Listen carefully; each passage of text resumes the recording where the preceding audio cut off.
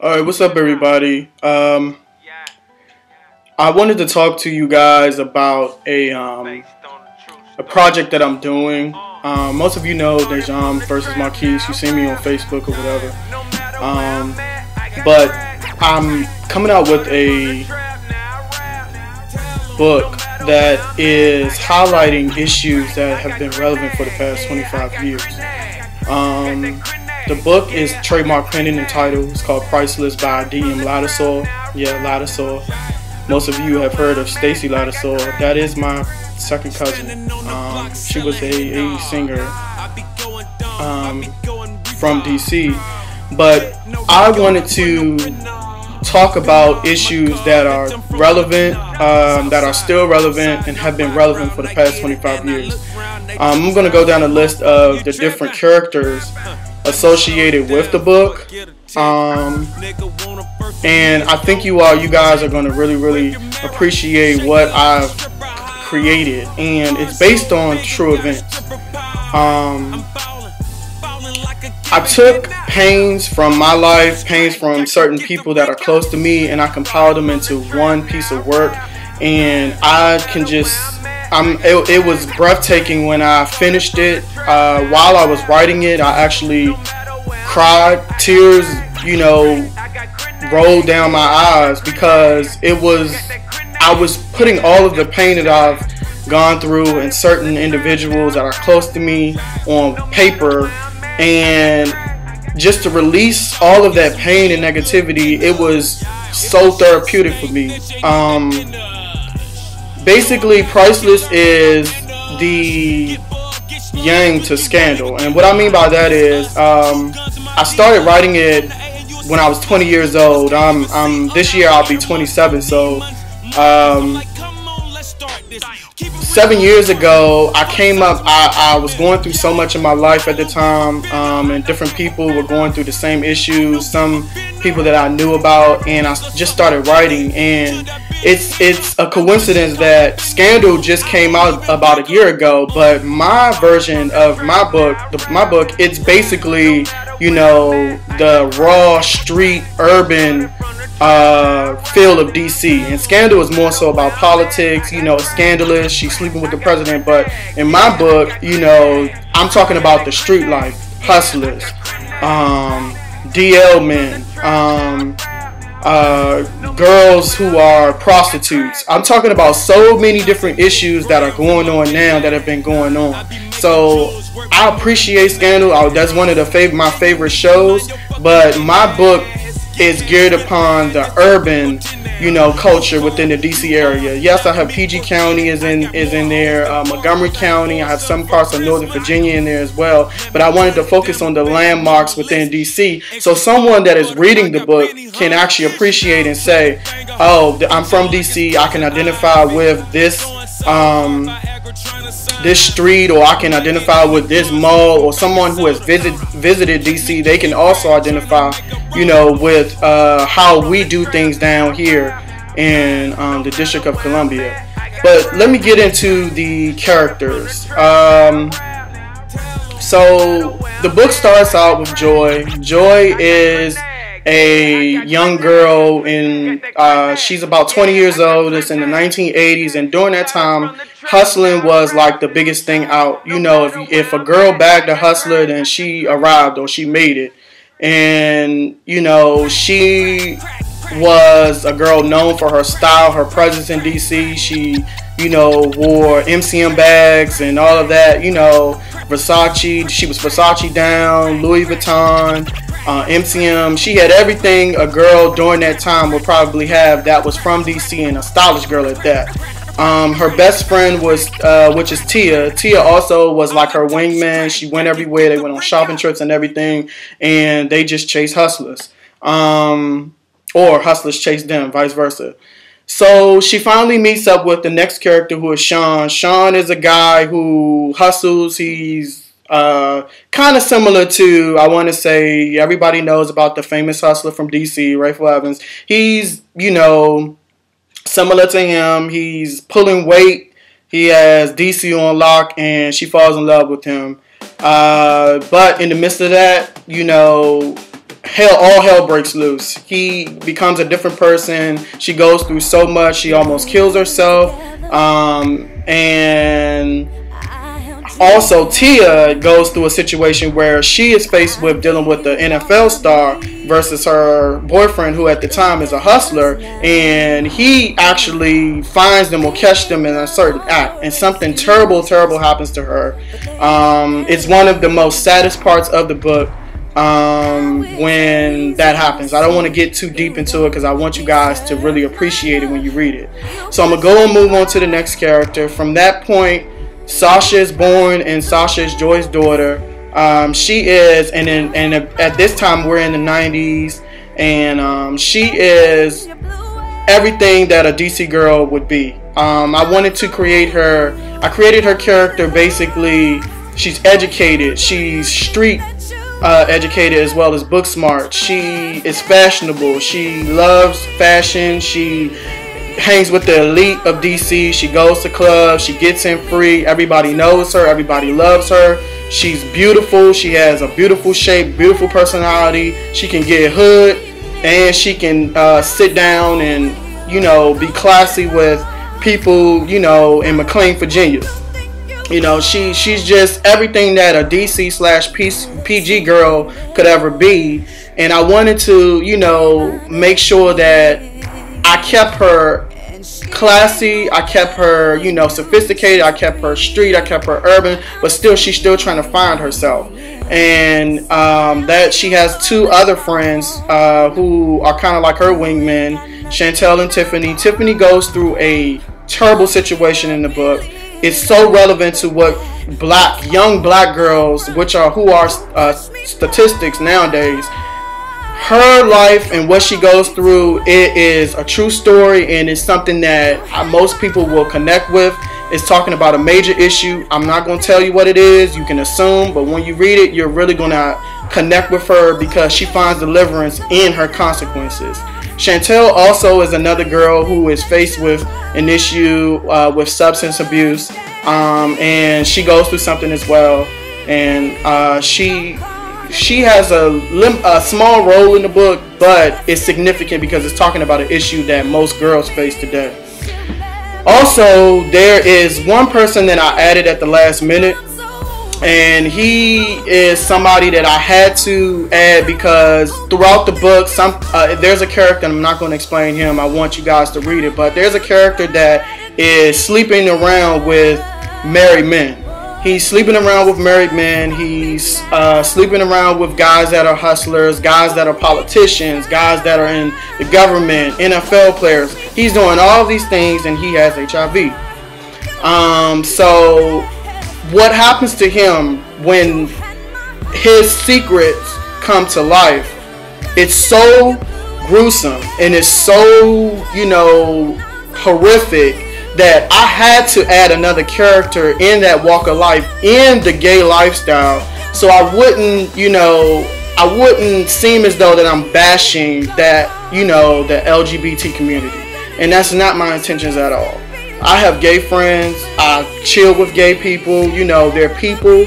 What you do is what you do. I really do not care. I'm not the one writing your deeds in your book of life, so it's not my, you know, it's not my responsibility to judge you or to condemn you about how you live your life. How you live your life is how you live your life. And I wanted to add this next character because he's a crucial part of the gay lifestyle. He is a different walk. He in that life. And his name is Marcus. He basically grows up throughout elementary school and middle school, and then he finally, you know, comes to the conclusion that, hey, I'm attracted to guys. He finds that out. You know, it's something that he's been living with all his life, ever since he could remember as a toddler.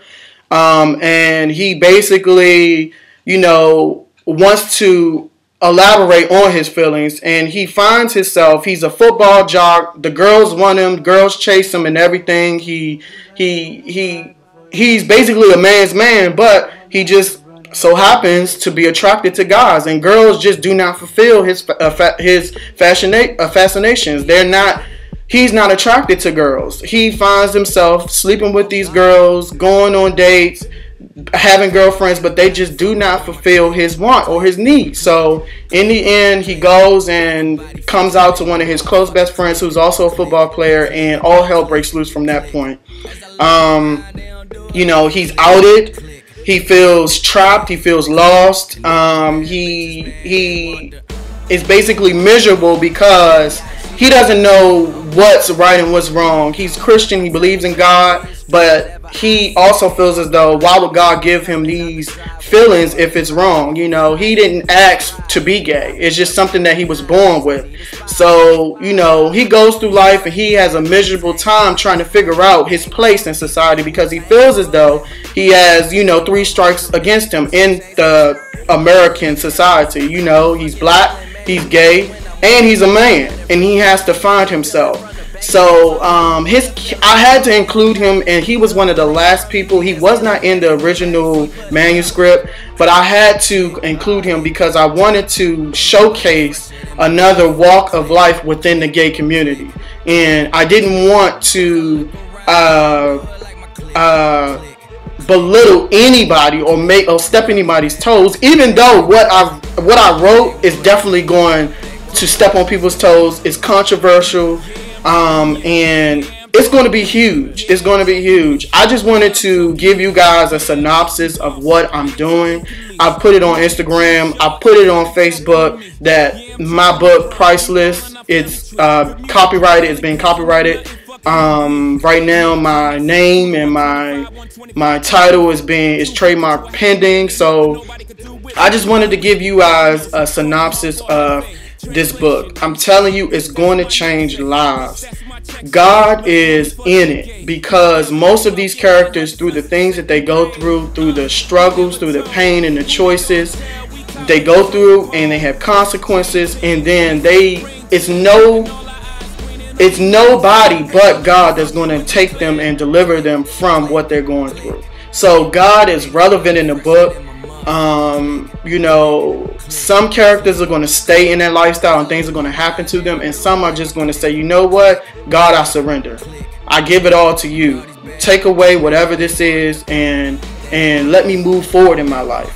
And I wanted to do this to help young guys and young girls in the hood, in the street, that live in DC, live in PG County, that are going through situations and they feel as though they don't have anyone that understands where they're coming from. I wanted to showcase this because myself as a young man growing up, I feel as though that I didn't have too much guidance. And if I would have had somebody that could sit down with me and say, look, I know what you're going through. I can understand, I appreciate it, but this is what's going to happen if you continue down this road, then I probably wouldn't have made certain decisions my own. But, to God be the glory, because now out of that, I created something that you could give to your children, or you can give to someone that that is going through something, and they can read and understand and get, this is not my life. This is not what I want for me. The things that happen to these people in the book, I don't want that to happen to me. So I feel as though that it's going to touch people. It's going to open doors for other writers, because I stand on the shoulders of somebody like Terry Woods and Sister Soldier and all of those people that wrote urban novels. I stand on the shoulders of them. If it wasn't for them putting out their struggle and their pain, I wouldn't have been able to say, hey, I can do the same thing. I can talk about different issues that I've been through and different things that other people have been through in my life and share it to people so they can, make a change. So I want you guys to stay tuned. Right now I'm doing a lot of marketing. I've contacted a guy as far as photography, because I have a photo book that I'm doing that's going to showcase the different characters within my novel. So then you can get a feel of, okay, this is how I've explained how they look, but you can actually see their swag. You can identify with their style. And the front cover has been copyrighted, so I'm just excited. I want you guys to be excited. I want you guys to look out for it. It's coming. I promise you. I promise you. I promise you. And look out for an excerpt of a sex scene. I'm going to put that out, and Some of you guys are going to want to be Rome. That's another character. I didn't even get to Rome. Let me talk about Rome for a second, and I promise I'm gonna wrap this up. Rome is a man's man. Rome is Sasha's love interest, and Rome is a hustler. He managed to, get through the late 80s and 90s. He's in his 30s, and he's a man's man. He's Sabiato down, and he has his Gucci, his Fendi, he got his Louis Vuittons, he got everything that anybody that's 30 nowadays would want. But he just cannot get rid of his lifestyle and hustling. And nowadays, we all know the drugs in the street, Molly, you got weed, loud packs and all that other stuff, and ecstasy, everything. He has that and he's doing it. But his reason for getting into the game is for survival. He didn't make that choice because it was the thing to do. He made that choice because he had to save somebody's life. So he had to get into the game and hustle. And that's another thing. I wanted to elaborate on different people within the hustling world, because some people hustle just to survive. They have to feed their family, and be it as though jobs are hard. It's a recession. They can't find money. They can't get money. So they have to do what they have to do to survive. And I wanted to share that everybody in that hustling life is not bad people. They go through things and they have to make certain decisions in order to stay relevant and keep their street credibility, but they're not all bad people. And he's one of those guys that I wanted to showcase. Hey, he's a good guy, he was faced with bad situations and he had to choose whether to hustle or to save somebody. And hustle to save that person, and he hustled to save him. And she falls in love with him, and the ladies, you're going to love him, you're going to want to marry him. He's going to do things to her sexually that no man has ever done. I went in on those sexual parts. I didn't hold back on anything. So when you read it, just know that I went there. So that's it. I'm wrapping this up. It's Priceless, and I hope y'all check it out. I hope y'all read it. I hope y'all love it, and I'm waiting for the feedback. All right.